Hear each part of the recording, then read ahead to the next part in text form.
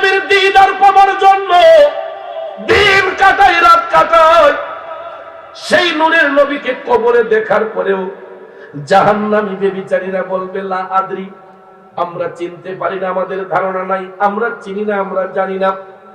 তখনই ভাইয়ের আমার, ওই সমস্ত বেবিচারীদের কবরের মধ্যে আযাবের দৃশ্য শুরু হবে। আযাব শুরু হওয়ার আগে আমার আল্লাহ ওই জাহান্নামীদেরকে জান্নাতের চিত্রটা তাদের চোখের সামনে হাজির করাবেন। জান্নাতের চিত্রটা তাদের চোখে হাজির করাবেন। এরা দেখা শুধু আফসোস করবে, আহ কি ভুল করলাম রে, জিন্দেগিটা কি হালে কাটাইলাম। জান্নাতটা দেখা ওই জাহান্নামীগুলো আফসোসে কিয়ামত পর্যন্ত এরা শুধু আফসোস করবে। আমার রাসূল বলেন আল্লাহ তাআলা জান্নাতের দৃশ্য দেখাইয়া তাদের কবরের মধ্যে আযাব দেওয়া শুরু হবে। আর আযাবের পরিমাণটা কেমন হবে বাজান? আমার রাসূল বলেছেন ওই জাহান্নামীগুলোকে কবরে রাখার পরে আমার আল্লাহ একদল ফেরেশতা পাঠাইয়া কবরের দুই পাশের মাটিগুলোরে চাপাইতে থাকে। নাউজুবিল্লাহ কোন? কবরের দুই পাশের মাটিগুলো চাপাইতে থাকে। আমার মা বোনেরা গো, ও আমার যুবক ভাইয়েরা, বাবাজিরা রে, আমার রাসূল বলেছেন আরেকদল ফেরেশতা আমার আল্লাহ পাঠাইয়া ওই জাহান্নামীদের কবরের মাটিগুলা দুই পাশ থেকে চাপাইতে শুরু করা হয়। চাপাইতে চাপাইতে চাপাইতে গো, এদের বডির মধ্যে আয়না যখন লাগানো হবে, মাটি দুই পাশ থেকে ওই জাহান্নামীদেরকে এমন চাপ দিব রে, আমার রাসূল বলেছেন এদের ডান পাজরের হাড্ডিগুলা বাম পাজরের মধ্যে যাবে। এটা আমার কথা নয়, আপনার কথা নয়। হাদিস শরীফের মধ্যে মদিনার কামলিওয়ালা নবী, মায়ার নবী, দয়ার নবী বলেছেন যে মৃত্যু যখন হবে, প্রত্যেকটা মানুষের মৃত্যুর যন্ত্রণা হবে। শুধু আমার আপনার নয়, প্রত্যেকটা মানুষের মৃত্যুর যন্ত্রণা হয়। আব্বাজিরা আমার, মৃত্যুর বিছানায় শুয়ে যখন মানুষ ছটফট ছটফট করবে রে, ওই মুহূর্তে দেখবেন সাকারাত যখন শুরু হয়, পাড়া প্রতিবেশীরা সবাই দেখবেন বেষ্টন কইরা বইসা থাকে। কিন্তু আমরা যতই ব্যারিকেড দিয়ে বসে থাকি না কেন, খাটের চতুর্দিকে ব্যারিকেড দিয়ে বসে থাকি না কেন, ওই সাকারাতকৃত ব্যক্তি দুনিয়া ছেড়ে যাবার সময় কে তার সন্তান, কে তার স্ত্রী, কে তার ভাই, কে তার বোন, এটা চিনার সময় আর তখন তার হাতে থাকে না। কেন জানেননি? লক্ষ্য করে দেখবেন যখন সাকারাত শুরু হয়, কিছু কিছু মানুষের চোখগুলা বড় হয়ে যায়। কিছু কিছু মানুষ দেখবেন তাদের একটা হাঁপানি রোগের মতো শুরু হয়। ঠিক নি বাজান? সাকারাত যখন শুরু হয়, সরকার অবস্থায় আপনারা দেখবেন কিছু কিছু মানুষের হাঁপানি রোগের মতো শুরু হয়। তখন আমরা এই সিমটম দেখে বুঝতে পারি। অনেকে বলে যারা লোকটা টানা ফিরে রয়েছে, দম যায় আসে, কথা কোন ঠিক না ঠিক, যে এই জন্য চলে যাচ্ছে, এই জন্য আছে, এরকমটা। তখন দেখবেন সবার সমস্ত আত্মীয় স্বজন, পাড়া প্রতিবেশীরা সংবাদ পাইয়া ওই ব্যক্তিকে দেখার জন্য চলে আসে, কথা কোন ঠিক না।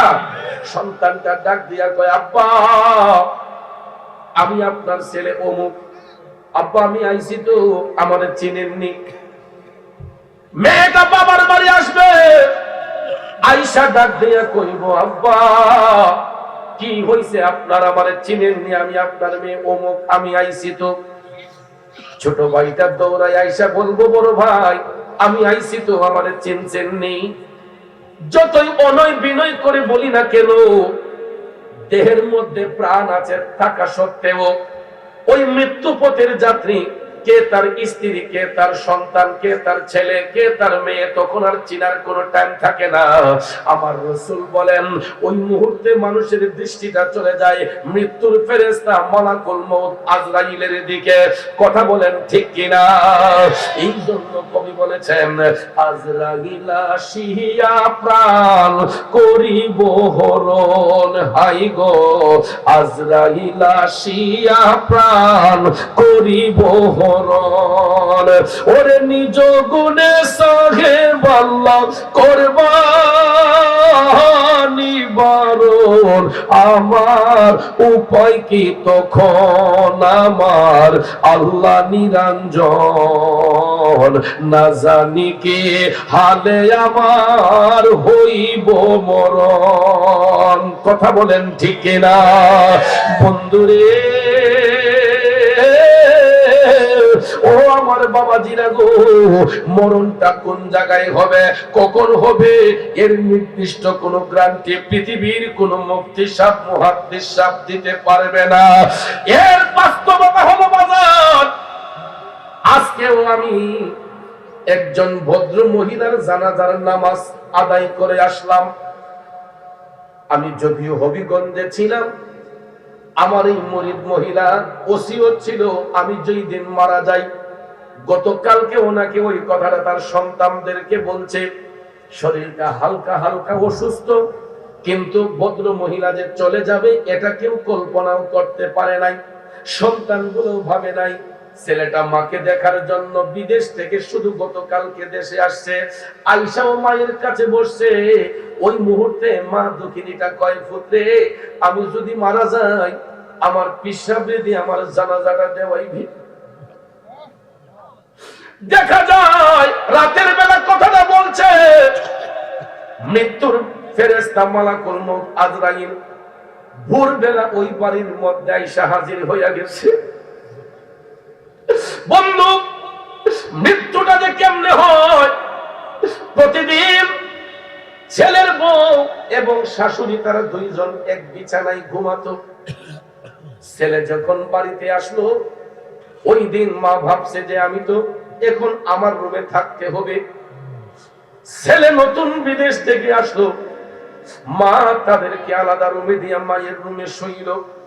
সবাই মনে করেছে মা তো সকালবেলা ঘুম থেকে জাগ্রত হবে।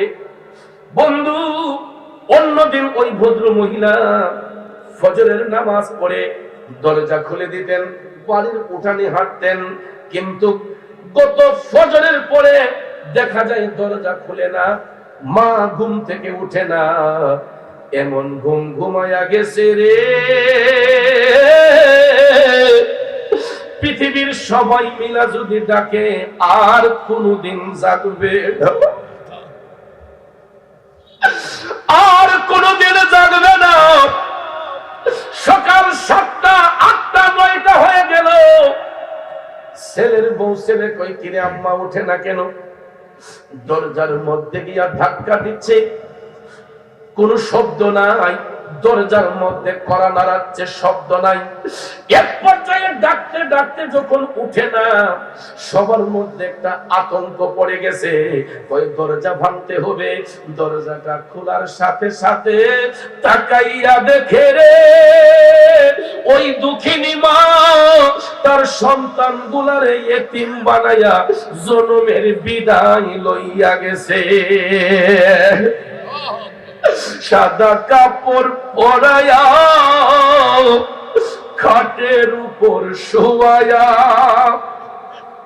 সাদা কাপড় পরায়া খাটের উপর শোয়ায়া, মাইরে তোমরা কই যাইতেছো লইয়া ও গ্রামবাসী, একটু দাঁড়াও মাইরে দেখি।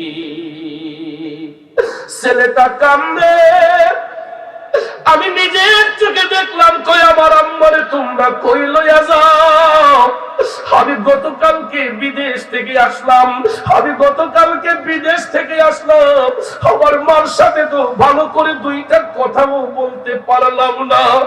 সকালবেলা আমি ঘুমের ঘরে একটার পর একটা মোবাইল আমার ফোনে বাজতেছে। সাধারণত বক্তা মানুষ ফজরের নামাজ পড়ে ঘুমায়, 12টায় 1টায় ঘুম থেকে উঠি, কিন্তু আজকে সকালে, গত সকালে 10টার আগে কেন যেন আমার ঘুমটা ভেঙে গেল। একাধিকবার টেলিফোন পাচ্ছি আমার বাবাজিরা, হঠাৎ করে একটা ফোন রিসিভ করার পরে কান্নার শব্দ শুনতে পাই। ছেলেটা ডাক দিয়া কয়, নানা ভাই, আমার আম্মা ওসিয়ত করেছে লাশ যদি একদিন রাখতেও হয় আপনি আইসা জানাজার নামাজ আদায় করবেন। আমি কই কিরে কি বললি? গত 3 দিন আগেও তো শাহবাজপুর গ্রামে তোর মার সাথে আমার দেখা, দেখলাম শরীরটা সুস্থ, কিন্তু ভাইয়ের আমার বন্ধুরা আমার, মৃত্যুর ফেরেশতা মালাকুল মউত যখন হাজির হইয়া যাইব, একটা সেকেন্ডের অনুমতি কাউরে দিবনি। হ্যাঁ, আজরাইল আসিয়া প্রাণ করিব হরণ, হাইব আজরাইল আসিয়া প্রাণ করিব হরণ। ওরে নিজ গুণে সাহেব আল্লাহ করবা আনিবারণ, আমার উপায় কি তখন আমার আল্লাহ নিরঞ্জন, না জানি কে হালে আমার হইব মরণ। এ বন্ধুরা আমার, বাবাজিরা, এই ভদ্র মহিলা ফজরের নামাজ পড়ে ঘুমিয়েছে, ভাবছিল সকালবেলা উঠে হাঁটবে, কিন্তু মৃত্যুর ডাক চলে আসছে। কেউ কি আটকিয়ে রাখতে পারবে? অথচ দেখেন, মৃত্যুপথের যাত্রী যখন তার সাকারাত শুরু হয়, মৃত্যুর ফেরেশতা মালাকুল মউতের পায়ের শব্দ শোনার সাথে সাথেই মানুষের মধ্যে হাঁপানি রোগের মতো শুরু হয়ে যায়। আমার রাসূল বলেন, আজরাইল আলাইহিস সালামের পায়ের শব্দ শুনলেই তখন ওই মৃত্যুপথের যাত্রী আর দুনিয়ার কোনো মানুষকে তখন আর চিনে না। কে তার স্ত্রী, কে তার সন্তান, কে তার ভাই, কে তার বোন, এটার চিনার টাইম নাই। সবার দৃষ্টি থাকে মৃত্যুর ফেরেশতার দিকে। আল্লাহু আকবার বলেন। আমার নবী বলেন, জাহান্নামী ব্যক্তি যারা হয়, ব্যভিচারী যারা হয়, জাহান্নামী ব্যক্তি যারা হয়, ওই জাহান্নামী ব্যক্তিদের কাছে আজরাইল আলাইহিস সালাম ভয়ঙ্কর সূরত ধারণ করে আসে। আল্লাহু আকবার। এটা দেখলেই মানুষের মধ্যে আতঙ্ক শুরু হয়ে যায়। যারা ব্যভিচারী, নেফাকিতে লিপ্ত, মুনাফিকিতে লিপ্ত, এদের জান যখন আজরাইল কবজ করতে আসে, তখন ওই মৃত্যুপথের যাত্রীর চেহারাটা বিদ্রুপের মতো হয়ে যায়। আল্লাহু আকবার বলেন। বিদ্রুপের মতো হয়ে যায়।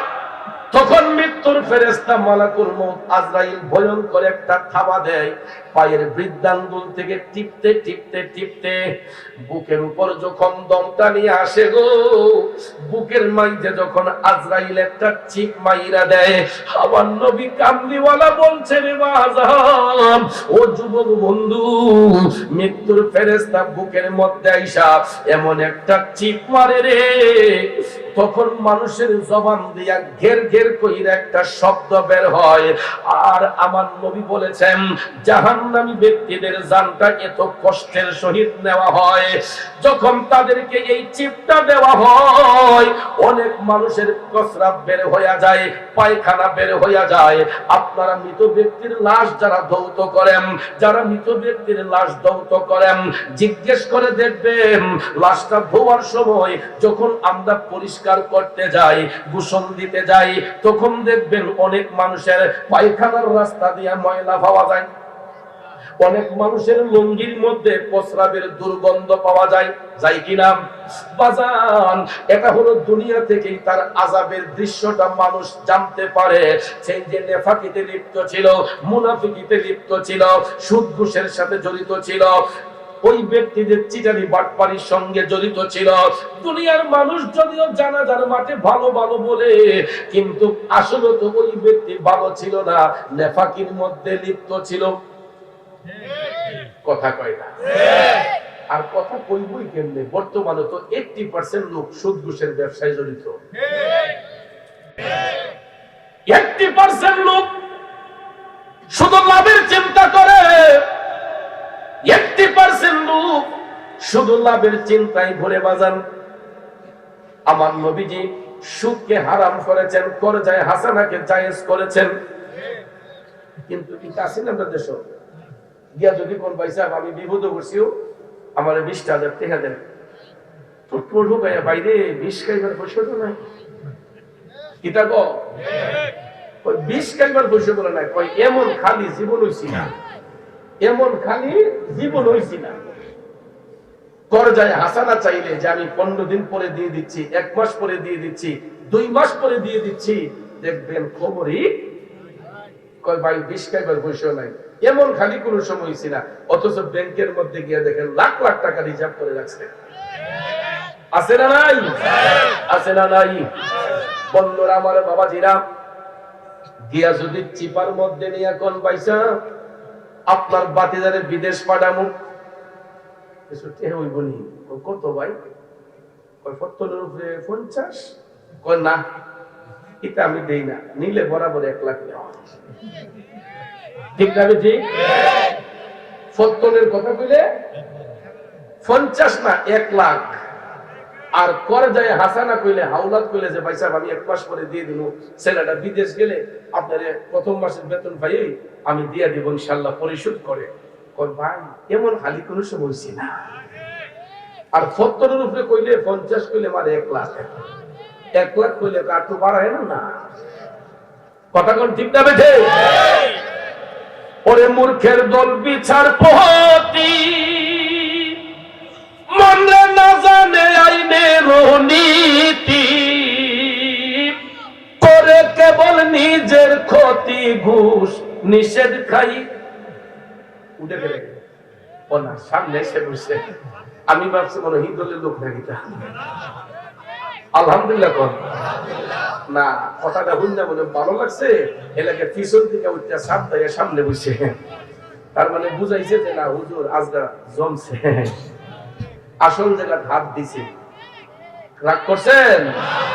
ওরে মূর্খের দল বিচারপতি, মনরে না জানে আইনের নীতি, করে কেবল নিজের ক্ষতি, ঘুষ নিষেধ খাই।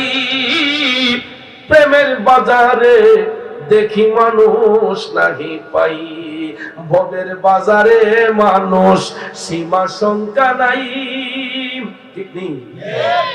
আজকে যদি এখানে একটা যাত্রা পালা হইতো, চতুর্দিকে জোয়ার আড্ডা বইতো, তখন তো লাভ হইল। ঠিক না বেঠি? চতুর্দিকে জোয়ার আড্ডা বসতো, মানুষের কারিজম লইলে। কথা কোন ঠিক কিনা?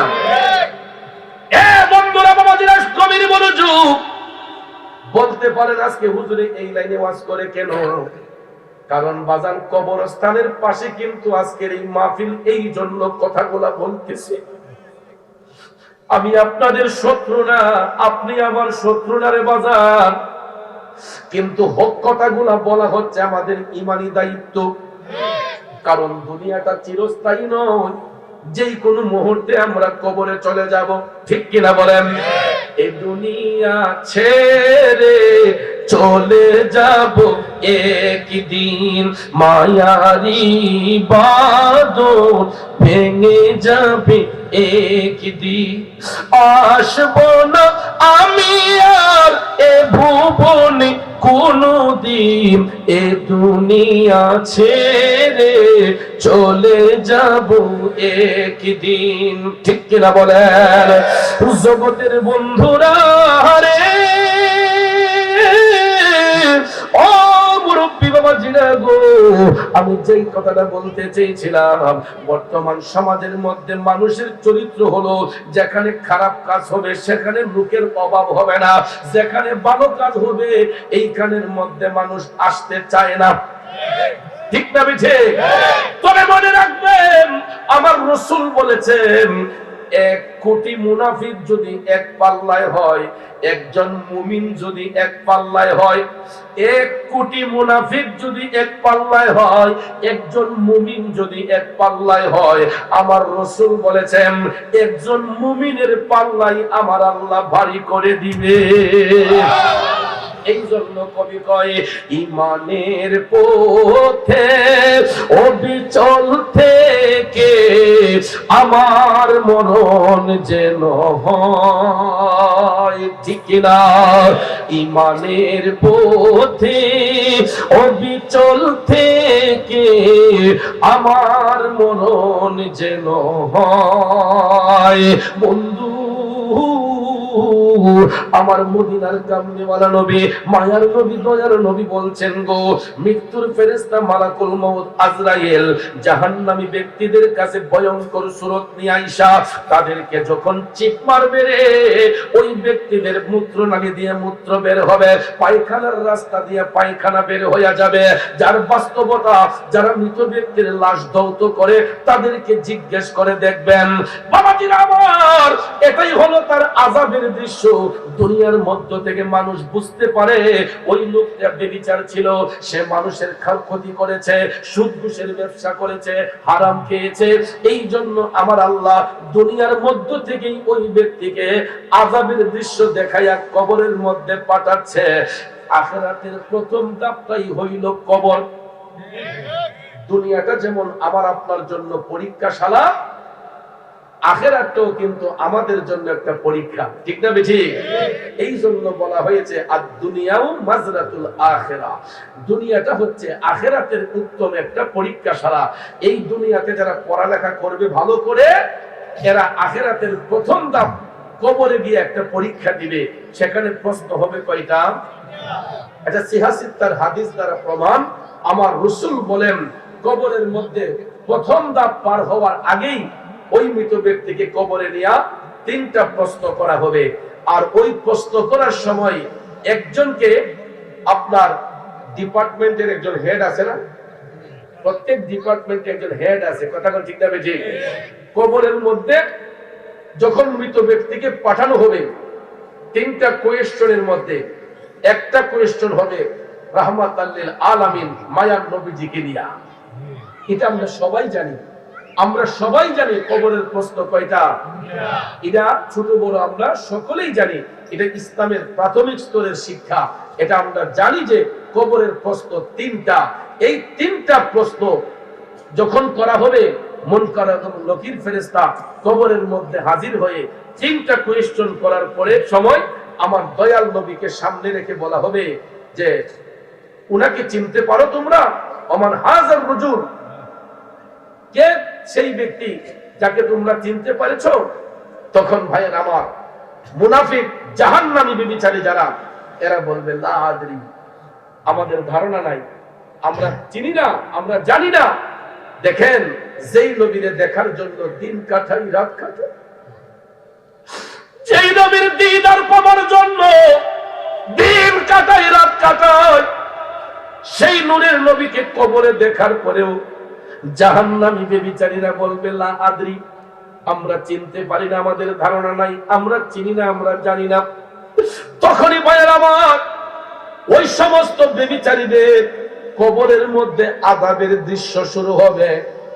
আযাব শুরু হওয়ার আগে আমার আল্লাহ ওই জাহান্নামীদেরকে জান্নাতের চিত্রটা তাদের চোখের সামনে হাজির করাবেন। জান্নাতের চিত্রটা তাদের চোখে হাজির করাবে। এরা দেখা শুধু আফসোস করবে, আহ কি ভুল করলাম রে, জিন্দেগিটা কি হালে কাটাইলাম। জান্নাতটা দেখা ওই জাহান্নামীগুলো আফসোসে আফসোসে কিয়ামত পর্যন্ত এরা শুধু আফসোস করবে। আমার রাসূল বলেন, আল্লাহ তাআলা জান্নাতের দৃশ্য দেখাইয়া তাদের কবরের মধ্যে আযাব দেওয়া শুরু হবে। আর আযাবের পরিমাণটা কেমন হবে বাজান? আমার রাসূল বলেছেন, ওই জাহান্নামীগুলোকে কবরে রাখার পরে আমার আল্লাহ একদল ফেরেশতা পাঠাইয়া কবরের দুই পাশের মাটিগুলোরে চাপাইতে থাকে। নাউজুবিল্লাহ কোন? কবরের দুই পাশের মাটিগুলো চাপাইতে থাকে। আমার মা বোনেরা গো, ও আমার যুবক ভাইয়েরা, বাবাজিরা রে, আমার রাসূল বলেছেন, আর একদল ফেরেশতা আমার আল্লাহ পাঠাইয়া ওই জাহান্নামীদের কবরের মাটিগুলা দুই পাশ থেকে চাপাইতে শুরু করা হয়।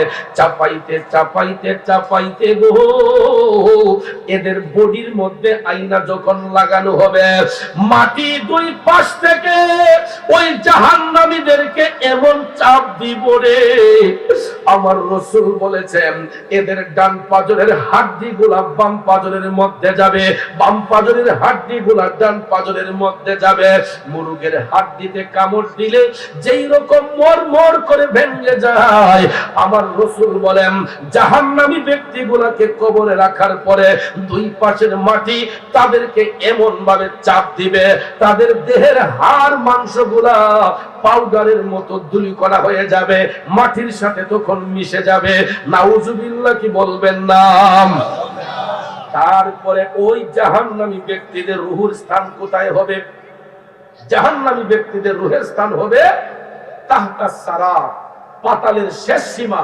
তাহতা সারা, পাতালের শেষ সীমা, অর্থাৎ জাহান্নামের তলদেশে তাহতা সারা, অর্থাৎ একদম অন্ধকারাচ্ছন্ন জায়গা, যেই জায়গাটার নাম হচ্ছে সিজ্জিন। নাম কি?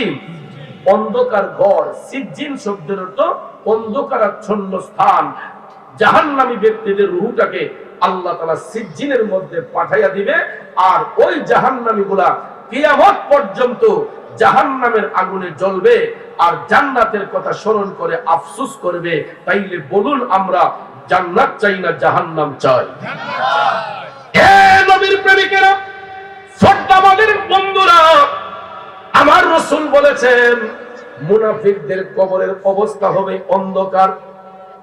এখন মুমিন যারা হয়, মুত্তাকি যারা হয়, এদের পরিণামটা কি হবে? রাসূল বলেন মুমিন ব্যক্তিদের যখন মৃত্যুর বিছানায় শুইবে, মুমিন ব্যক্তিদের যখন সাকারাত শুরু হবে, তাদের জান কবজ করার জন্য মৃত্যুর ফেরেশতা মালাকুল মউত আসবে।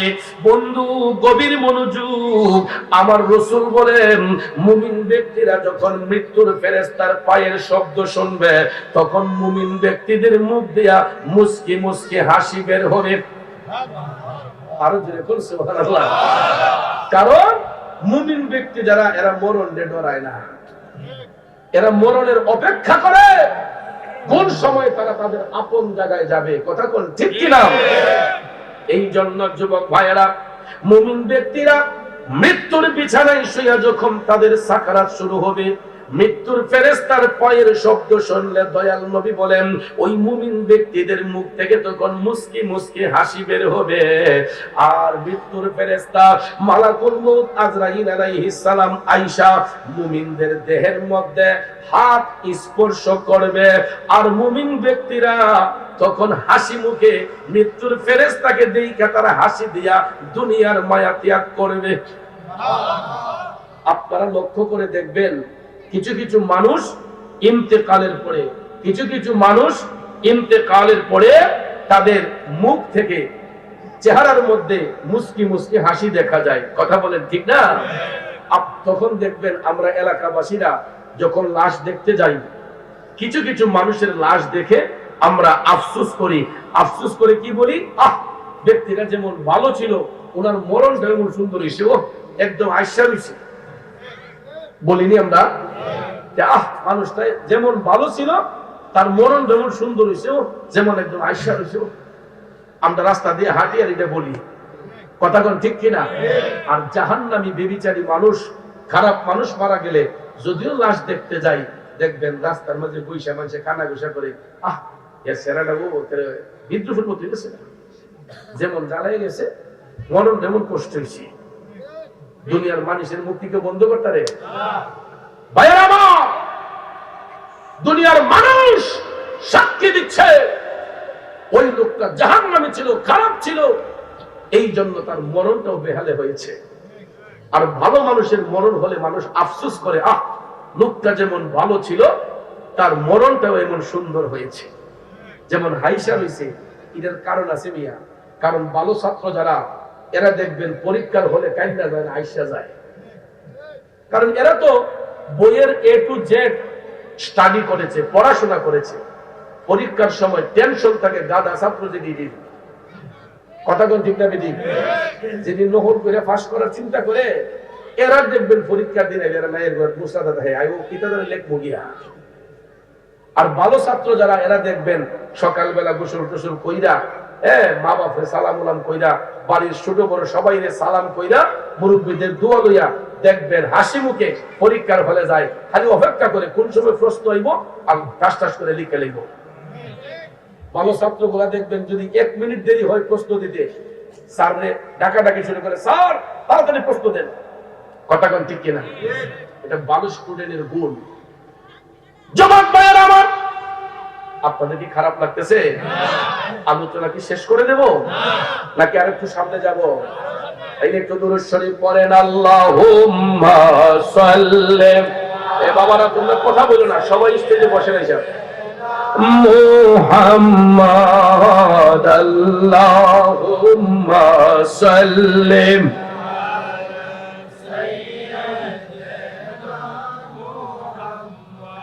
আদনা বিয়ানা উলানা মুহাম্মদ জোরে নাবি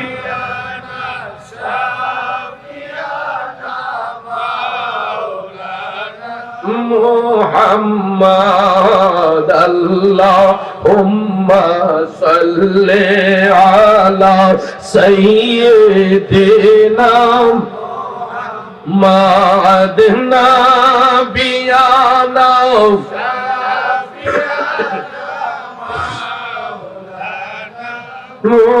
মুহাম্মদ দিন থাকিতে করো মনে রে পরো কালের ভাবনা, বাইরে খালি হাতে যাবে চলে, সঙ্গে কিছুই যাবে না। আল্লাহ মাশাআল্লাহ, এই তো হয়ে গেল।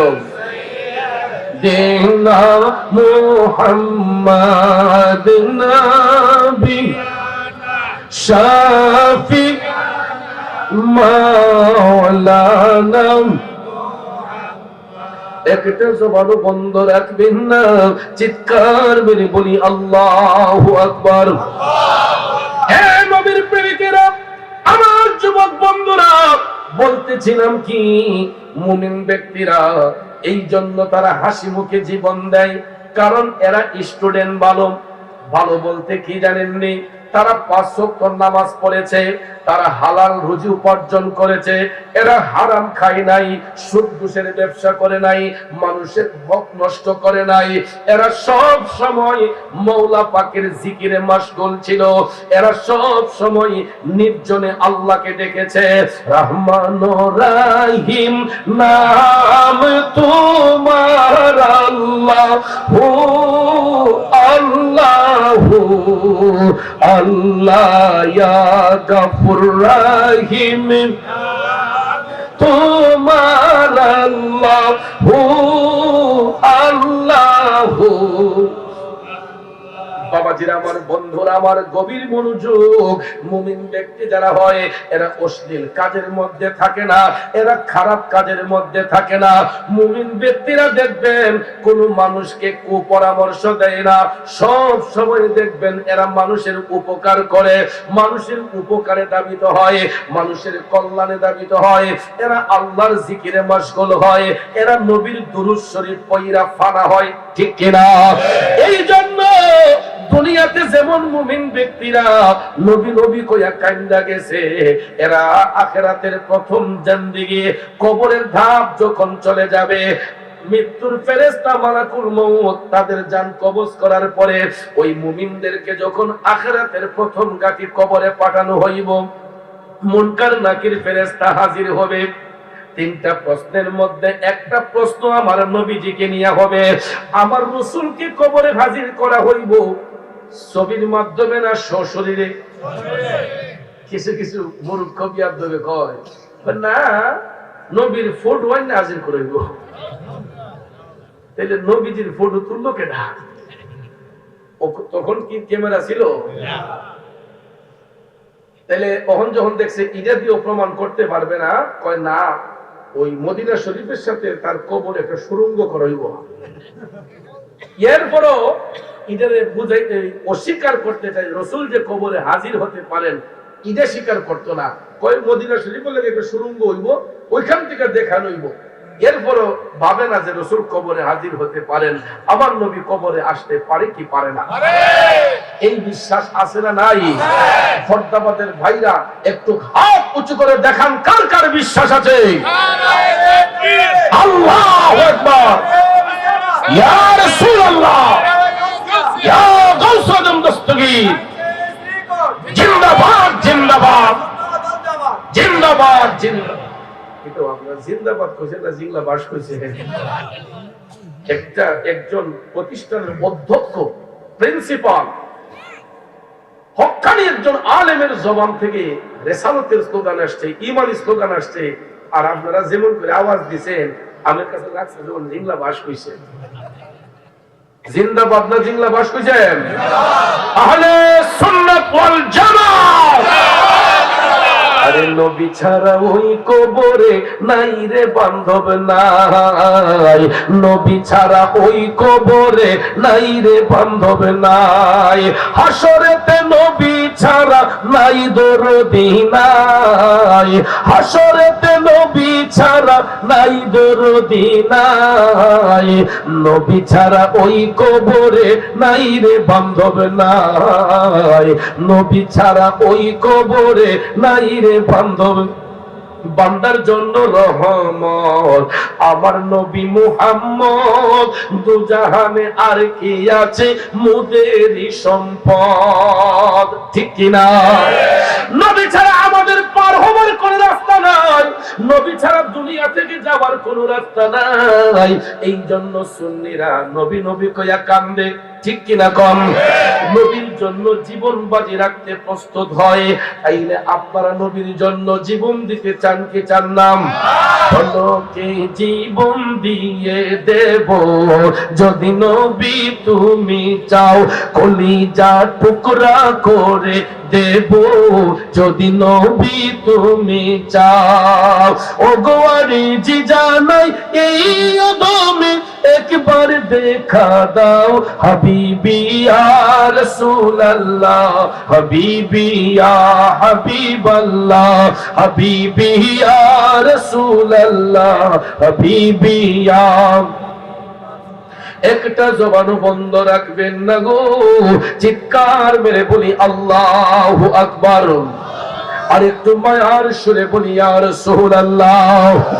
জগতের বন্ধুরা রে, ও মুরব্বী বাবা জিরা গো, আমার সম্মানিত মা বোনরা যারা শুনছেন, বলতেছিলাম কি, আমার রাসূল বলেন মুমিন ব্যক্তিরা হাসি মুখে দুনিয়া ছেড়ে যাবে, কবরে পাঠানোর পরে আমার নবীকে শরীর মুবারকে কবরে হাজির করা হবে। মুনকার নাকির ফেরেশতা প্রশ্ন করবে, ওয়ামান হাজার রাজুল, বলো তোমাদের রাসূলকে চিনতে পারো কিনা? তখন মুমিন ব্যক্তিরা বলবে হাজা মুহাম্মাদুর রাসূলুল্লাহ সাল্লাল্লাহু আলাইহি ওয়াসাল্লাম। চিৎকার করে কি সুবহানাল্লাহ বলা যাবে না? মুমিন ব্যক্তিরা আমার নবীরে দেখায়, এরা বলবে এই তো আমাদের নবী, হাজা মুহাম্মাদুর রাসূলুল্লাহ সাল্লাল্লাহু আলাইহি ওয়াসাল্লাম। আমার নবীরে যখন চিনে ফেলবে গো, এরা পরীক্ষার রেজাল্ট গোল্ডেন এ প্লাস। শুধু এ প্লাস না, নবী যারা চিনলো এরা গোল্ডেন এ প্লাস পাইলো। কথা কোন ঠিক না বেজে? এরা জান্নাতি হয়ে গেল। আর এদের পরিচয়টা, এদের পুরস্কারটা হলো কবরে গিয়া যখন নবীরে চিনে ফেলবে, আমার রাসূল বলেছেন কোন মুমিন ব্যক্তির কবর আর 3.5 হাত থাকে না। দুনিয়াবাসীরা যদিও আমরা 3.5 হাত কবরে তাদেরকে শোয়াই আসি দুনিয়ার রীতি অনুসারে, ঠিক না বেঠিক? সিত্তা জিরান, আমরা দুনিয়ার রীতি অনুসারে যদিও 3.5 হাত কবরে শোয়াই আসি, 40 কদম দূরে আসার পরেই মুনকার নাকির ফেরেশতার সওয়ালের জবাব যখন সঠিকভাবে দিয়ে ফেলে, তখন আর মুমিন ব্যক্তির কবরটা 3.5 হাত থাকে না। আমার রাসূল বলেন আল্লাহ তাআলা রহমতের ফেরেশতা পাঠাইয়া এক একটা মুমিনের কবরকে এক একটা নূরের মহল বানায় দেয়। আরো জোরে কন্যা সুবহানাল্লাহ। তাহলে বলুন মুমিনদের পুরস্কার আছে না নাই? আমরা তাদের অন্তর্ভুক্ত হতে চাই কি চাই না? নাকি বেহেশতের টিকিট কিনবেন? লাগবো? হ্যাঁ, যদি টিকিট চান নবীর গোলামিতে মশগুল হয়ে যান।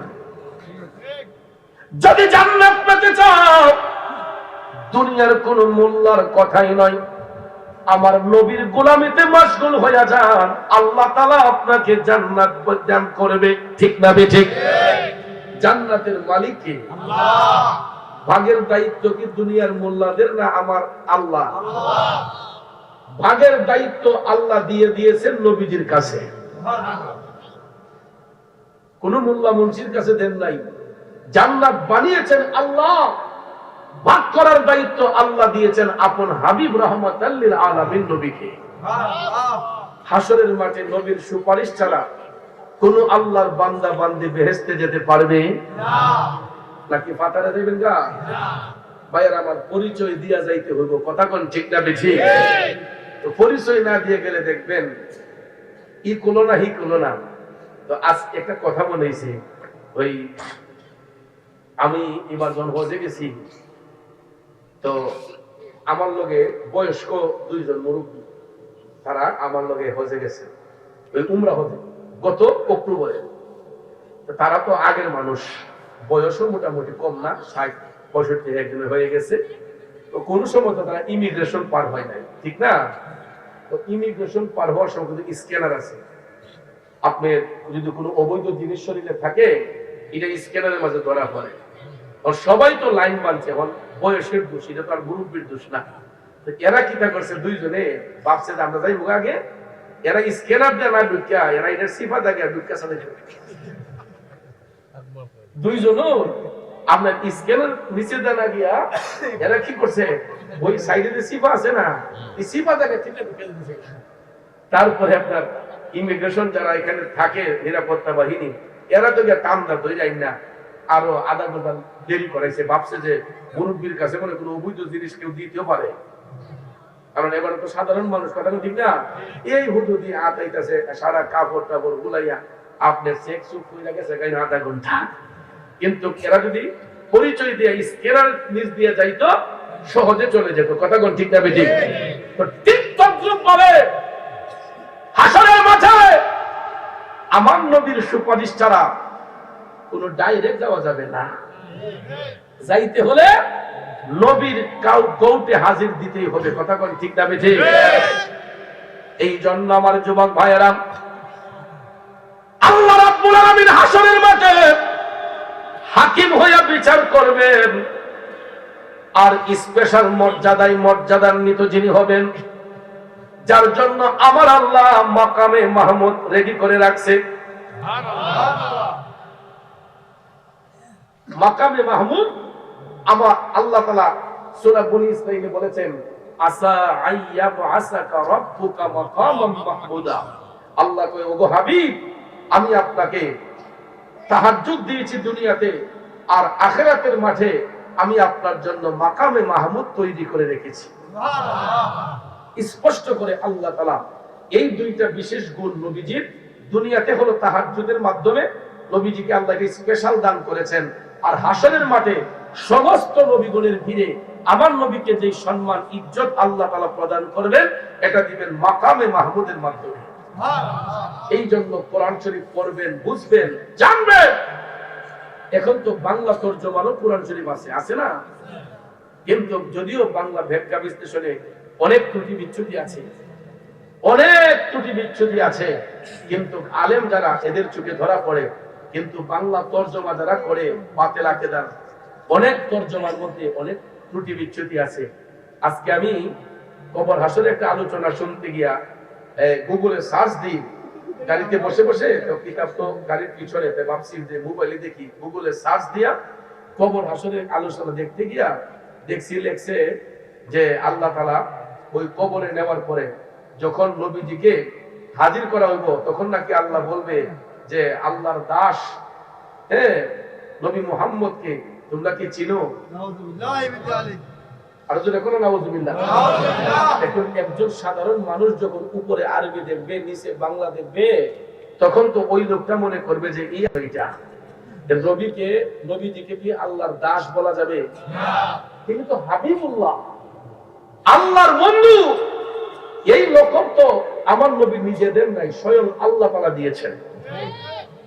হাবিবুল্লাহ লকব আমার নবী নিজে দেন নাই, স্বয়ং আল্লাহ তাআলা দিয়েছেন। কথা কোন ঠিক কিনা?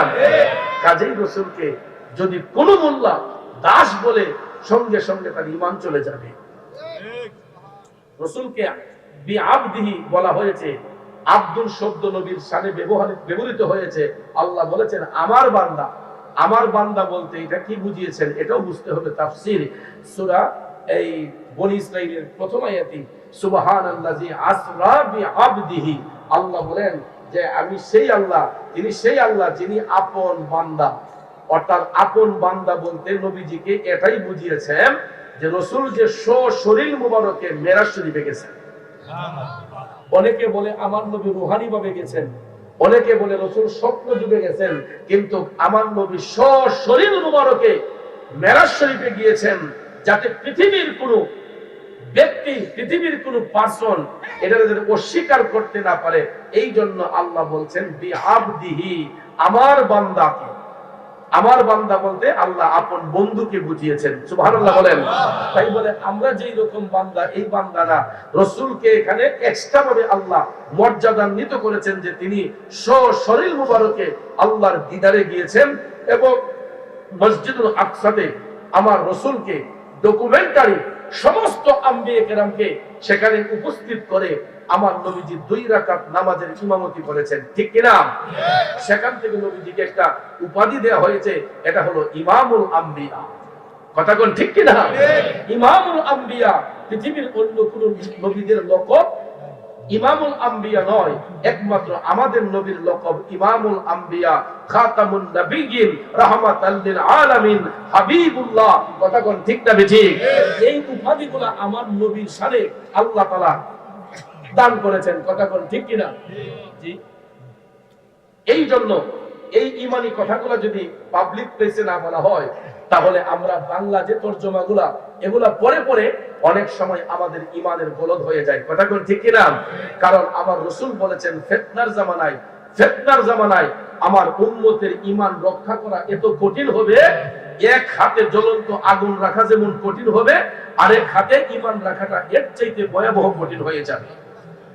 হাতে জ্বলন্ত আগুন রাখার চাইতে কঠিন হবে ফিতনার জামানায়, আখিরি জামানায় মুসলমানদের ঈমান রক্ষা করে চলা। এখানে বাস্তবতা হলো অনেক পরিবারে দেখা যায় বাবা আহলে সুন্নাত ওয়াল জামাতের অনুসারী, নবীর পক্ষে, ওই বাবার সন্তান দেখা যায় সে গেছে গিয়ে বাংলা মৌলবীদের পক্ষে। আসেনি? একই পরিবারের মধ্যে দেখা যায় বাবা পীর মুর্শিদকে ভালোবাসে, বাবা আহলে সুন্নাত ওয়াল জামাতের আকীদা পোষণ করে, ওই বাবার সন্তান দেখা যায় সে লামাযহাবী হয়ে গেছে, আহলে হাদিসদের দলে চলে গেছে। আছে না নাই? তাইলে আমার নবীর কথা কিভাবে মিথ্যা হবে? রাসূল তো ১৫০০ বছর আগেই বলেছেন ফিতনার জামানায় আমার উম্মতের ঈমান রক্ষা করা এত কঠিন হবে, এক হাতে জ্বলন্ত আগুন রাখা যেমন কঠিন, আরেক হাতে ঈমান রাখা এর চাইতে ভয়াবহ কঠিন হবে। এই সময়ের মধ্যে আমরা এখন পা রেখেছি। বন্ধুরা আমার, বাবাজিরা আমার, এখন থেকে যদি ঈমান আমলকে যদি শুদ্ধ করতে না পারি, আমাদের আখিরাত অন্ধকার হয়ে যাবে। ঠিক কিনা বলেন? তাইলে বাবাজিরা আমার, আপনারা কি কষ্ট হইতেছে? কয়েকজন ভাই সাহেব আর কত বইব, কোমরটা মনে বের হয়ে গেছে, গাল লেগে টুইটা সিধা হইছে। কারণ বাংলাদেশে এখন শতকরা 90% মানুষ ব্যাক পেইনে আক্রান্ত, কোমরের ব্যথায় আক্রান্ত। ঠিক না? এটারও কারণ আছে মিয়া। আমরা তো নবীর সুন্নতকে অনুসরণ করি না। কথায় কথা লম্বা হয়ে যায় আর কি। আমরা যদি নবীর সুন্নতকে অনুসরণ করতাম, এই ব্যাক পেইন আমাদের আসতো না। বলেন তো আজকে কয়জন লোক এশারের নামাজ আদায় করেছে? আমি চ্যালেঞ্জ করে বলতে পারবো এখানে অর্ধেকেরও বেশি লোক আজকে এশারের নামাজ পড়েন নাই, মাগরিব পড়েন নাই, আসর পড়েন নাই, যোহর পড়েন নাই, ফজরের তো খবরই নাই। ঠিক না বেঠিক? তাইলে আমরা কোমর ব্যথাই করাতে কারাই হওয়া। এরপরে আগের মানুষে ফজর নামাজ যেমন পড়ছে, তারা সকালবেলা ফজরের নামাজ পড়ে একটু মর্নিং ওয়াক করছে, হাঁটাহাঁটি করছে। আর ওহন আপনার দেশের ভাইসাবরা ঘুম থেকে উঠছে, নাস্তা হাইবালে গইল, ওই অটোটা ডাক দে, কথা কোন ঠিক না বেঠিক? রিক্সাটা ডাক দেবি, কাহাই করবে তা আত্মসে মনে চাই না, ঘর থেকে বাইরে ফালদা উঠে জায়গা উঠুট, ফালদা উঠে জায়গা রিক্সা, কারণ পহরে মানে চেহারা উড়ুরি করতেছে। কথা কোন ঠিক না বেটি? দুইটা কাজ দিব, শরীরটা ভালো থাকবো, ব্লাড সার্কুলেশন ভালো থাকবো। কি দেখো সব বিচার বুঝি, হাঁটাহাঁটি করলে এটা একটা শারীরিক ব্যায়াম, ব্লাড সার্কুলেশন ভালো থাকে। 5 ওয়াক্ত নামাজ পড়লে, রুকু সিজদা করলে ব্যাক পেইন থাকে না, রোগ বেমার এতটা আসে না। কিন্তু আমরা পুরোটাই উল্টো চলি, তাইলে আমরার কোমরের ব্যথাই বলতে কারাইব। এই জন্য এখনো সময় আছে আব্বা, 5 ওয়াক্ত নামাজ পড়েন, নামাজ দিয়া নিজের জীবনটারে রাঙ্গান, নামাজ দিয়া নিজের আমলটারে পরিবর্তন করুন। বদ অভ্যাস অনেক হয়েছে, বদ কাজ অনেক করেছি, এখনো সময় আছে। ইত্তাকুল্লাহ, আল্লাহকে ভয় করেন, আল্লাহর ইবাদতে নিজেকে নিয়োজিত করেন, তাইলে দেখবেন আল্লাহ রাব্বুল আলামিন আমাদেরকে সুস্থতার নিয়ামত দান করবে। কথা কোন ঠিক কিনা? এই রকম অবহেলা করার কারণে আল্লাহ তাআলার পক্ষ থেকে মাঝে মাঝে আযাব গজব আসে। এই যে ভূমিকম্পগুলো, আমি ওই দিনও এই পিপিটা কান্দার মাহফিলে বলেছি, ভূমিকম্প এমনিতে আসে না, ঠিক না হুজুর? বইলে আসছে ওই দিনও যে ভূমিকম্প এমনিতেই আসে না। বান্দা যখন পাপ করতে করতে সীমা লঙ্ঘন করে ফেলে, তখনই কিন্তু আল্লাহ তাআলা আযাবের দৃশ্য আমাদেরকে রেড সিগন্যালের মাধ্যমে, এই ভূমিকম্প, টর্নেডো, বিভিন্ন ঝড় তুফানের মাধ্যমে আল্লাহ তাআলা আমাদেরকে জানান দেন যে এখনো সময় আছে, তোমরা সজাগ হয়ে যাও, তোমরা সজাগ হয়ে যাও। কিন্তু দেখা যায় সতর্ক হয়ে যাও, তোমরা সাবধান হয়ে যাও। কারণ ভাইয়ের আমার, আমরা অতিরিক্ত করতে করতে রোজার পূজার রহমান করে নিছি। কথা কোন ঠিক না বেশি? রোজার পূজার রহমান করে নিছি, এরপরে বেহেশতের টিকিট দিলাইতেছি। এই যে আল্লাহর সৃষ্টিতত্ত্বের উপরে, আল্লাহর হুকুমতের উপরে আমরা যে তহমত গুলা দিচ্ছি, আমরা যে আদেশগুলা জারি করে ফেলতেছি নিজের মন ভরা ভাবে, এইগুলা কিন্তু কুফরি আকীদার শামিল হয়ে যায়। কথা কোন ঠিক না বেঠিক? এর দ্বারা মানুষের ঈমান নষ্ট হয়ে যাবে। তাহলে বলুন, আমরা ঈমান রক্ষা করে চলতে চাই কি চাই না? জোরে বলেন, চাই কি চাই না? এই জন্য কবি বলেছেন, ঈমানের পথে অবিচল থেকে আমার মরণ যেন হয়। ঈমানি জিন্দেগি পার কইরা যদি মরণ হয়, আমার রাসূল বলেন ওই মুমিন ব্যক্তির কবর তার 3.5 হাত থাকে না। বন্ধুরে, ও আমার বাবাজিরা গো, এক একটা মুমিনের এক একটা কবর নূরের মহল হয়ে যায়। আমার নবীজি জান্নাত দেখতে যাইয়া দেখতে পাইলেন এক একটা মহলের ভিতরে এক একজন লোক বসা। জিবরাইল আলাইহিস সালাম ডাক দেয়া কয়, নবী গো, এই ঘরগুলা দুনিয়ার কোনো ঘর বাড়ি নয়, এইগুলা দুনিয়ার কোনো প্রাসাদ নয়, এইগুলা হলো আপনার মুমিন উম্মতের এক একটা কবর। এই জন্য বাজার, আমরা যদিও 3.5 হাত কবরে শোয়ানো হয়, যদি মুত্তাকি মুমিন হয়, আমার নবীজির কথা অনুসারে ওই মুমিন ব্যক্তির কবরটা 70 গজ প্রসারিত হয়ে এক একটা মুমিনের কবর এক একটা নূরের মহল হইয়া যায়। তাহলে আমাদের কবরকে অন্ধকার বানাতে চাই নাকি আলোর পথ বানাতে চাই? আলোকময় যদি বানাতে চান, আমাদেরকে নেক আমল করতে হবে, নেক বন্দেগী করতে হবে। আর নেক আমল যদি করতে হয়, আমাদেরকে দ্বীনি শিক্ষা প্রতিষ্ঠানে ভর্তি হতে হবে। এই যে দেখেন মাদ্রাসার বাগানের ফুলগুলা, বাস্তবতা দেখেন, ওই যে ছোট্ট বাচ্চাগুলা পিছনে বসছে, এরার চেহারার দিকে তাকান আর এই বাচ্চাটির চেহারার দিকে তাকান, এখানেই বুঝতে পারবেন শিক্ষার অবকাঠামো, এটার মধ্যে যে তফাৎ আছে, শিক্ষার মধ্যে যে তফাৎ আছে, এই বাচ্চাদেরকে দেখলে আর আমাদের এই জেনারেল শিক্ষিত বাচ্চাদের দিকে তাকাইলে একটু কম্পেয়ার করতে পারবেন। কারণ এই বাচ্চাগুলো যদি আজকে শার্ট প্যান্ট পরতো, গেঞ্জি পরতো, তাইলে তাদের চেহারার মধ্যে এইরকম উজ্জ্বলতা আসতো না।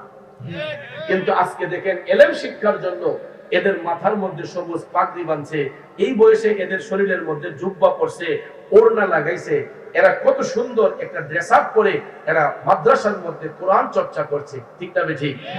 তাইলে এই ছেলেগুলা গিয়ে দেখেন, শুধু এরা নয়, এরকম অনেক ছেলে আছে, তার বাবা রিক্সা চালক, তার বাবা অটো চালক, তার বাবা সিএনজি চালক, তার বাবা দিনমজুর, তার বাবা মুদিমালের ব্যবসায়ী, তার বাবা কসমেটিক ব্যবসায়ী, তার বাবা হয়তো কোম্পানির চাকরিজীবী, হতে পারে সরকারি চাকরিজীবী, হতে পারে কোনো মাদ্রাসার মুহাদ্দিস, মুফতি, প্রিন্সিপাল, ভাইস প্রিন্সিপাল। কিন্তু দেখেন, আমরা যেটা হতে পারি নাই, আমাদের ঔরসজাত সন্তানগুলা তাদের সিনার মধ্যে 30 পারা কোরআন কুটস্থ কণ্ঠস্থ মুখস্থ করে ফেলতেছে। ও যদি আগুন লেগে ধ্বংস হয়, যদি আগুন লেগে ধ্বংস হয় পৃথিবীর সব বইয়ের দোকান, তবে বিশ্ব থেকে হারাবে না পবিত্র কোরআন, বিশ্ব থেকে হারাবে না পবিত্র কোরআন। ঠিক কিনা বলেন? এটার কারণ হলো লক্ষ লক্ষ কোরআনের হাফেজ, লক্ষ লক্ষ কোরআনের হাফেজ এই বাংলার জমিনে, পৃথিবীর জমিনে জন্মগ্রহণ করেছে। ঠিক কিনা বলেন? আমার যুবক ভাইরা, কোরআন শরীফের পাতা যদি ছিঁড়ে যায়, লেখা যদি মুছেও যায়, কিন্তু পৃথিবী থেকে কোরআন আর হারাবে না। এটা হাফেজে কোরআনদের সিনার মধ্যে ধারণ করা হয়ে গেছে। ঠিক কিনা বলেন? আপনারা দেখেন পৃথিবীতে বাইবেল আমার আল্লাহ পাঠাইছে, ইনজিল পাঠাইছে, অনেক আসমানি কিতাব আল্লাহ পাঠাইছে। আসমানি কিতাব সাধারণত 104 খানা, ঠিক না? অন্য কোন কিতাব কুটস্থ কণ্ঠস্থ মুখস্থ আছে বইলা কোন মানুষ কয়েকটা দেশ বইলা 1-2 জন দেখাইতে পারবেন কিনা সন্দেহ আছে। কিন্তু আল্লাহর ঐশী বাণী মহাগ্রন্থ আল কোরআন কুটস্থ কণ্ঠস্থ মুখস্থ কোরআন, আমি যদি ফরদাবাদের মধ্যে হালি হিসাব করি, এই ফরদাবাদ গ্রামের মধ্যে দেখবেন না হইলো 50 থেকে 60 জন কোরআনের হাফেজ পাইবেন। উত্তর পাড়াকন, দক্ষিণ পাড়াকন, পূর্ব পাড়াকন, পশ্চিম পাড়াকন, আমি তো কমপক্ষে কইছি, উপরে তো আছে বই, বেশি তো বই, কমপক্ষে আমি কইছি যে 50 থেকে 60 জন, এর ঊর্ধ্বেও অনেক থাকতে পারে। কিন্তু কয়েকটা দেশ ঘুরে বাইবেল মুখস্থ করছে, ইনজিল মুখস্থ করছে, একটা লোক খুঁজে দেখাইতে পারবেন না। কিন্তু একটা মাত্র কিতাব, যেই কিতাব নিয়ে আল্লাহ বলেছেন যালিকাল কিতাবুল লা রাইবা ফি, এটা এমন একটা কিতাব যেই কিতাবের মধ্যে বিন্দু মাত্র সন্দেহের কোনো অবকাশ আছে? আমার আল্লাহ অন্য কোন কিতাব নিয়ে চ্যালেঞ্জ শুনে মারেন নাই, একমাত্র মহাগ্রন্থ আল কোরআন নিয়ে আল্লাহ চ্যালেঞ্জ করেছেন। এটারও কারণ আছে। এটার হাকিকত হলো ওই কোরআন আল্লাহ অন্য কোন নবীর উপর অবতীর্ণ করেন নাই, এমন একজন নবীর উপর কোরআন অবতীর্ণ করেছেন যিনি হচ্ছেন সমস্ত নবীগুলোর নবী। এই জন্য কোরআন হচ্ছে কালামে এলাহি, আমার রাসূল হচ্ছেন রহমতে এলাহি। সুবহানাল্লাহ। কোরআন হচ্ছে কালামে এলাহি, আমার নবী হচ্ছেন রহমতে এলাহি। রহমতে এলাহির উপরে আমার আল্লাহ কালামে এলাহিকে পাঠিয়েছেন। কথা কোন ঠিক কিনা? আমার আল্লাহ হচ্ছেন রাব্বুল আলামিন, রাসূল হচ্ছেন রাহমাতাল লিল আলামিন। আল্লাহ যেখানে রাব্বুল আলামিন, নবী সেখানে রাহমাতাল লিল আলামিন। এই জন্য তিনি শুধু এই জগতের জন্য রহমত নয়, আমার নবী কবরের রহমত, হাসরের রহমত, মিজানের রহমত, ফুলসিরাতের রহমত। আল্লাহর কুল কায়নাতে যতটা জগৎ সমূহ আছে, যেখানে আল্লাহ রাব্বুল আলামিন সেখানে নবী রাহমাতুল লিল। এই জন্য আমরা নবী নবী কইয়া কান্দি। ওই নবী ছাড়া পার হওয়ার কোনো রাস্তা নাই, ওই নবী ছাড়া পার হওয়ার কোনো মুক্তি নাই। এই জন্য আমি বলবো, বেশি না পারেন অন্তত একটা ছেলেকে দ্বীনি শিক্ষায় শিক্ষিত বানান এবং আহলে সুন্নাত ওয়াল জামাতের আকীদায় বিশ্বাসী সুন্নি মাদ্রাসায় পড়ান। সুন্নিদের আদব যদি দেখেন, আপনি অনেক কিছু শিখতে পারবেন। যেমন দেখেন, এরকম ছাত্রকে দেখবেন বাংলাদেশে অনেক মাদ্রাসায় আছে, হিজিরপুর গিয়া দেখবেন রাস্তার কাছে কেউ পাইলে আসসালামু আলাইকুম ভালো আছেন নি, কথা কোন ঠিক না বেঠিক? আসসালামু আলাইকুম ভালো আছেন নি। আর আমাদের সুন্নি মাদ্রাসার ছাত্রগুলা কোন হক্কানি আলেম পেলে, কোন মুরব্বীদেরকে পেলে কদম বসি করে বলবো, প্রথমে আসসালামু আলাইকুম বলবে, তারপরে মুরব্বীদেরকে কদম বসি করবে, তাদের দোয়া নিবে। কথা কোন ঠিক না বেঠিক? এটা আদব। এটা কি আদব? আদবের মধ্যে উত্তম পন্থা কদম বসি, যেটার দ্বারা আমাদের বাচ্চাগুলার ভবিষ্যৎ সুন্দর হয়। কিন্তু এখন দেখবেন কিছু কিছু রেডিমেড পণ্ডিত আছে, এরা পায়ে ওদের সালাম করতে গেলে করে না, করে না, ঠিক না বেঠিক? মাথা নিয়ে সালাম করলো না, মুখ দিয়ে করো, মুখ দিয়ে করো, এটা কইয়া কিন্তু এই ছেলেকে বেয়াদব বানাইতেছে। এই ছেলের কিন্তু আর আদব কায়দা থাকতেছে না। সে দেখবেন মুরব্বীদেরকে কিভাবে সম্মান করতে হয় এটা আস্তে আস্তে বুঝে লাইতেছে। ওই রেডিমেড পণ্ডিতরা যে বলছে কদম বুঝে যায় না, পায়ে ধরে সালাম করলে সিঁড়ি হয়ে যাবো গা, নইয়া সালাম করলে বলে সিঁড়ি হয়ে যায়। আচ্ছা বলেন, মাথা নইয়া সালাম করলে যদি শিরিক হয়, আমরা তো প্রতিনিয়ত হাজার হাজার শিরিক করতেছি। নইয়া কাজ করতেছি, নইয়া জ্বালা লাগাইতেছি, নইয়া ভাত খাইতেছি। আল্লাহর সৃষ্টির কোন বস্তুর সাথে কোনো কিছু শরীক করলে এটা তো শিরিক হয়। আল্লাহর সাথে সৃষ্টির কোন বস্তুকে শরীক করলে এটা শিরিক হয়। তাইলে ভাত আল্লাহর নিয়ামত, চাষাবাদ যে করি এটা আল্লাহর নিয়ামত, গাছ বৃক্ষ তরুলত আল্লাহর নিয়ামত। গাছটা যখন ফাটতে যায়, ছিটতে যায়, দেখবেন করার দিয়ে নইয়া নইয়া কাটে, ঠিক না বেটি? তাইলে তো আপনি গাছের সিজদা করতেছেন। মাথা নিয়ে সালাম করলে, শুধু মাথা নিয়ে সালাম করলে শিরিক হয় না। শিরিক এত সস্তা না। নাক কপাল জমিনও লাগছে তখনও শিরিক হইতো না। যদি আল্লাহ ব্যতীত অন্য কারো উদ্দেশ্য হয় তখন শিরিক হবে। আর শুধুমাত্র আল্লাহর জন্য যদি নাক কপাল জমিনে যায় এটা হবে সিজদা। সিজদার মালিক কে? আল্লাহ ব্যতীত আর কাউকে সিজদার পারমিশন দেওয়া হয় নাই। বিদায় হজের ভাষণে রাসূল বলেছেন, এটা তোমরা রহিত করেছেন যে আল্লাহর পরে যদি কাউকে সিজদা দেওয়ার বিধান থাকতো, আপন স্ত্রীকে অনুমতি প্রদান করা হতো সে যেন তার স্বামীর পায়ে সিজদা করে। কিন্তু আমার রাসূল ভাবলেন যে এটার দ্বারা সমাজে বিশৃঙ্খলা হবে, ফিতনা হবে। এই জন্য রাসূল বলেছেন যে না, সিজদার মালিক একমাত্র আল্লাহ। আল্লাহ ব্যতীত আর কারো জন্য সিজদা নয়। কিন্তু কদম বুসি জায়েজ। কদম বুসি সাথে নাক কপালের কোন সম্পর্ক নাই। পা এবং ঠোঁটের সম্পর্ক। ঠোঁট একটা অঙ্গ, নাক একটা অঙ্গ, কপাল একটা অঙ্গ। আমার কথা কি বুঝতে পারতেছেন? এই জন্য আমাদের বাচ্চাদেরকে এই আদবগুলো শিখাবেন। মুরব্বীরা আসলে, বাড়িতে মেহমান আসলে, যদি আমাদের পরমাত্মীয় হয় তাদেরকে সালাম কালাম করা শিখাবেন। যে তোমার কাকা আসছে, তোমার খালু আসছে, খালাম্মা আসছে, তাদেরকে কদমবুসি করো। মাকে, বাবাকে, বড় ভাইকে, উস্তাদকে কদমবুসি করলে ঈমান আকীদা মজবুত হবে। ওই পরিবারের মধ্যে আল্লাহর রহমত, শান্তি আসবে। এখানে কোনো শিরিক হবে না। কিন্তু যারা আমাদেরকে শিরিক বলতেছে এরা আমাদের ঈমান নষ্ট করতেছে। কিভাবে জানেন? এরা ইহুদি খ্রিস্টানদের এজেন্ট। ইহুদি খ্রিস্টানরা কিন্তু এরকম সালাম কালাম করে না। এরা দেখবেন বাপ, ফুট, দাদা, রাতি হগল ভাই, হাই ড্যাডি, বাপের হাত দেখ, এমনি ঠেলা মারে। কথা ঠিক না বেঠিক? এর মাঝে এরকম আদব কায়দা নাই। যেই কারণে সুন্নি আকীদায় যারা এবং হক্কানি পথে যারা চলে, হক পথে যারা চলে, এদের মধ্যে এই আদবটা বিরাজ করে, এই আদবটা কাজ করে। কিন্তু ভাইয়ের আমার, বদ আকীদা সম্পন্ন যারা, এরা কিন্তু আস্তে আস্তে আমাদেরকে হকের পথ থেকে সরাই নিতে চায়। আপনারা সব সময় কেয়ারফুল থাকবেন। আর যদি কেয়ারফুল না থাকেন, ওই কবরের মাঝে জাহালে হাইবেন। কি হাইবেন? খালি ফিটা আর ফিটা কবরের মধ্যে। আর যদি নবীর পক্ষে থাকেন, ঈমানের পক্ষে থাকেন, কবরটা নূরের মহল হয়ে যাবে, আলোকিত হয়ে যাবে। তাহলে বলুন, আমরা কবরকে আলোকিত করতে চাই কি চাই না? তাইলে সুশিক্ষা দরকার আছে নি? যেহেতু মাদ্রাসা এখানে নির্মাণ হয়েছে, কাদেরিয়া, তাহেরিয়া, ওয়ারেস আলী মাস্টার, সুন্নি হাফিজিয়া মাদ্রাসা, আপনার একটা সন্তানকে মাদ্রাসায় ভর্তি করাবেন। আমি দেখতে পাচ্ছি যে মাদ্রাসাটা একটু আলাদা জায়গার মধ্যে, জমিনের মধ্যে আপনারা এক সাইডে করেছেন। আমার হুজুর কেবলা আওলাদ রাসূল আল্লামা আহমদ শাহ সিরিকুটি রহমাতুল্লাহ আলাইহি প্রথম যখন বাংলার জমিনে এসেছিলেন, চট্টগ্রাম দ্বীনি শিক্ষা প্রতিষ্ঠান জামিয়া আহমদিয়া সুন্নি আলিয়া যেখানে প্রতিষ্ঠিত হয়েছে, ওই জায়গাটার মাঝে ময়লা আবর্জনা আছে, ডুবা আছিল।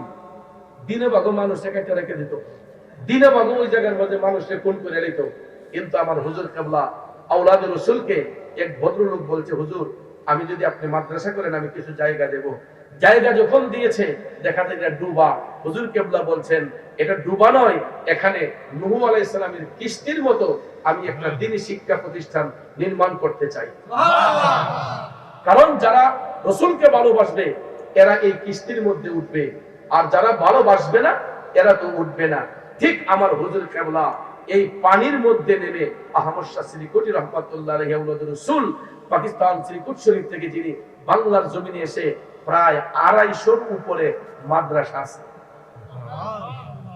250 উপরে মাদ্রাসা আছে, উল্লেখযোগ্য মাদ্রাসা। এর মধ্যে জামিয়া আহমদিয়া, কাদরিয়া তৈয়বিয়া, আরো বিভিন্ন জায়গায় কাদরিয়া, হেলিমিয়া, আরো অনেক মাদ্রাসা বাংলাদেশে আছে।